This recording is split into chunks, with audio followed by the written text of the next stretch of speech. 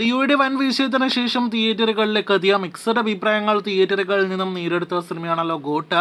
അതേസമയം കേരളത്തിൽ നെഗറ്റീവ് അഭിപ്രായം ലഭ്യമായ സിനിമ അങ്ങനെ കൃത്യം 4 ദിവസങ്ങൾ സിനിമയുടെ ആദ്യ പ്രധാനപ്പെട്ട ദിവസങ്ങൾ പിന്നിട്ട് ഇപ്പോഴത്തെ വർക്കിംഗ് ദിവസത്തിലേക്ക് കടക്കുകയാണ്. നാളെ തിങ്കളാഴ്ച മുതലുള്ള സിനിമയുടെ വേൾഡ് വൈഡ് കളക്ഷനും നിർണായകമാണ്. ഒപ്പം തന്നെ കേരള കളക്ഷനും നിർണായകമാണ്.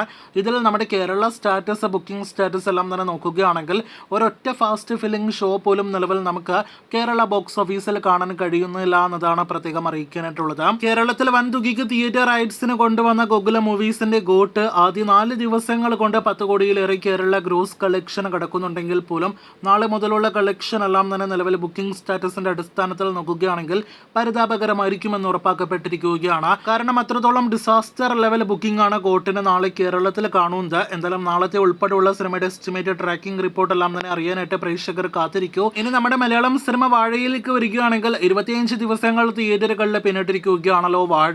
ഇപ്പോൾ കേരളത്തിൽ ഓടിക്കൊണ്ടിരിക്കുന്ന മലയാളം സിനിമകളിൽ ഏറ്റവും മികച്ച ട്രാക്കിംഗ് കളക്ഷൻ നേടിയെടുത്ത് മുന്നേറുന്ന സിനിമയ്ക്ക് ഇന്ന് ഞായറാഴ്ചയും മികച്ച ട്രാക്കിംഗ് നേടിയെടുക്കാനായിട്ട് കഴിഞ്ഞിരിക്കുകയാണ്.